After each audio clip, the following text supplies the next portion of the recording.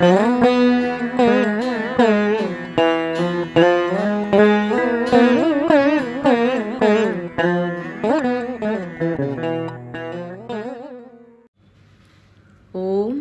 ஸ்ரீ கல்கி அகத்தீசாய நமோ நமக.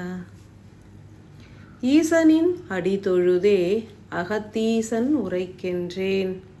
மானுடர்கள் யாவரும் அகத்தின் ஒளி காண்கின்ற தருணம் முதல் விடுபட்டு அமைதியாய் இயங்கத் துவங்குவர். அன்பு சீடர்களே, ஆழமாய் உணருங்கள். எத்தனை பதிவுகள் உங்களை சிறைப்படுத்தி உள்ளது என்பதனை உணருங்கள். ஆன்ம கருத்துகள்கள் யாவும் விடுபட்டு ஒளிப்பாலத்தினில் இணைந்தாலும் உயிர் அணு விடுபட்டு ஒளிப்பாலத்தில் இணைந்து ஆன்மாவிற்குள் உட்புதைய இயலவில்லை. ஏனெனில் நீங்கள் அனைவரும் எண்ணற்ற பதிவுகளை கொண்டுள்ளீர்கள். பதிவு பொருட்கள் யாவும் அறிவு அணுக்களை மாத்திரமே ஆட்கொண்டிட இயலும். உடல் குறித்த பதிவுகள், மற்ற மானுடர்கள் குறித்த பதிவுகள், உங்களது இயக்கம் குறித்த பதிவுகள், இறைவனின் இயக்கம் குறித்த பதிவுகள் போன்ற எண்ணற்ற பதிவுகள் உங்களது உயிர் ஆற்றலை ஈர்த்தே அழிக்கின்றன. தேவையற்ற ஒரு சிந்தனை மாத்திரமே உயிரின் அற்புத சக்தியினை ஈர்த்து அழிக்கும் எனில், நீங்கள் தேவையற்று காண்கின்ற காட்சிகள், தேவையற்று உதிர்க்கும் சொற்கள், செயல்கள் மற்றும் உங்களது இறந்த கால எதிர்கால நிகழ்வுகள் குறித்த எண்ண ஓட்டங்கள் ஆகியவை யாவுமே உயிர் அணுவின் முழு சக்தி நிலைகளையும் உறிஞ்சி அழித்து விடுகின்றன. ஒன்றினை தெளிவாய் உணருங்கள். பல விலங்கினங்கள் அசை போடுவது போன்று மனிதர்கள் செயலாற்றக்கூடாது. தேவைகளற்ற பொருட்களை உங்களது இல்லம் முழுவதும் பரத்தியே செயல்புரிவது போன்று உள்ளமும் திகழ்கின்றது. அவற்றை குறித்த சிந்தனைகளே அசை போடுதல் எனும் நிகழ்வாய் உருமாறுகின்றது. இதன் மூலம் உயிரின் பிராண சக்தி பெருமளவினில் வீணுறுகின்றது. உடலில் வலு குன்றியே காணப்படும் ஒவ்வொருவரும் தேவையற்ற பதிவுகளை அதிக அளவினில் ஏற்றுள்ளீர்கள் என்றே பொருள்படும்.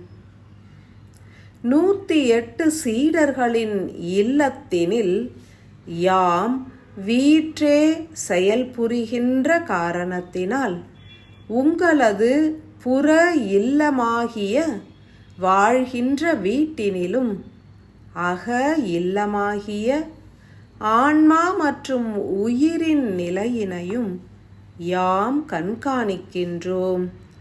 உயிர் வசிக்கும் வீடுதனில் எண்ணற்ற பதிவுகள் தேவையற்று உயிர் சக்தியினை ஈர்ப்பது போன்று புற இல்லமாகிய நீங்கள் வசிக்கும் வீடுகளில் எண்ணற்ற தேவையற்ற பொருட்கள் குவிந்துள்ளன.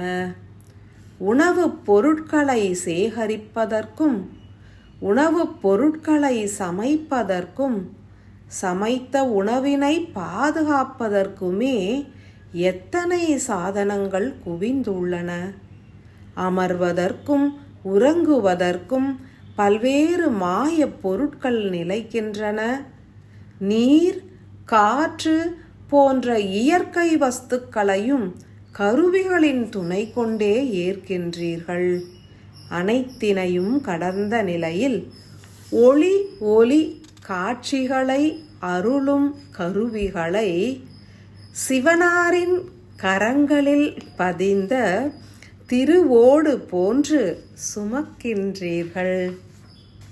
108 மனிதர்களின் இல்லங்களில் யாம் வசித்து வருகின்ற இத்தருணத்தில் மானுட வாழ்வின் அறிவின் பதிவுகளின் அலங்கோல நிலைகளை கண்ணுற்றே வாடுகின்றோம்.